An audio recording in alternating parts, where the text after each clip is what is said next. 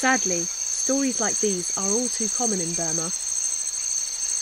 As our recent interviews in Kachin State confirmed, severe torture and rape as a weapon of war are also too common.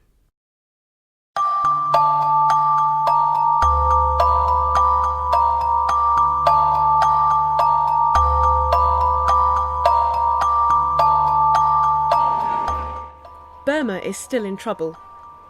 After the recent elections that brought Democrats into a military-dominated parliament, many feel optimistic that Burma could soon be a changed place.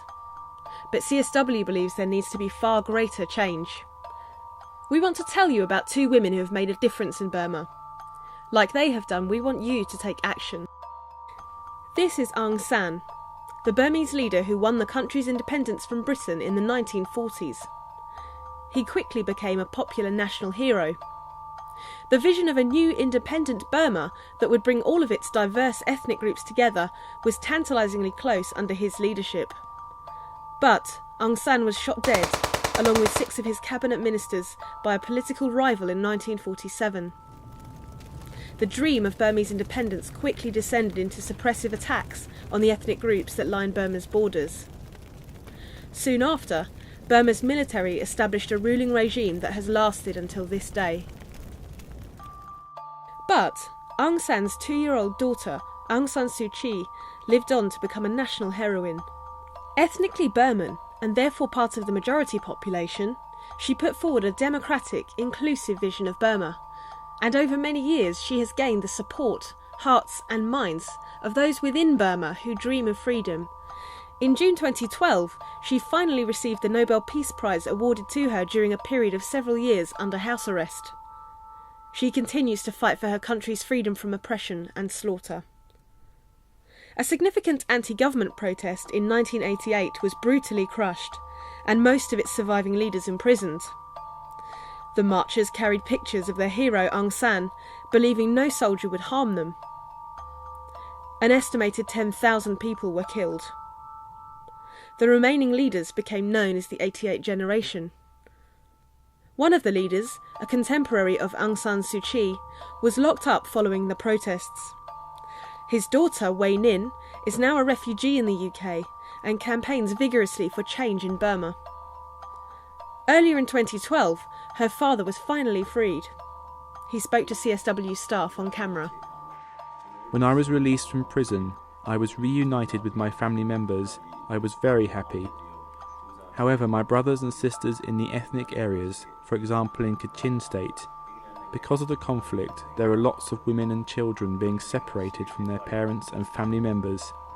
So we still need to end those conflicts and bring peace to our brothers and sisters in the ethnic areas.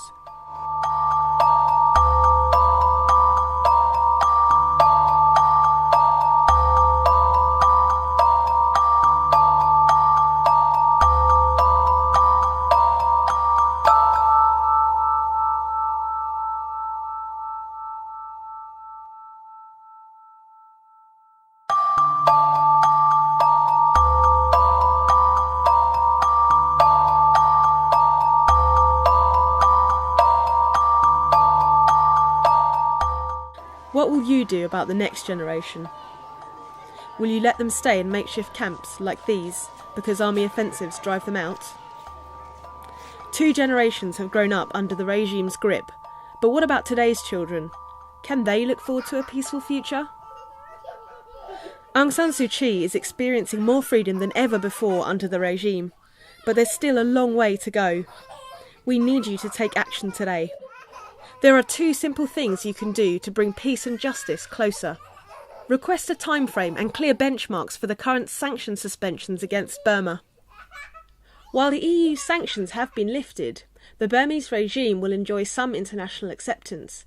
But for how long? To keep the pressure on, we need our MPs to commit to a clear time limit of the suspension. Second, email Burma's president.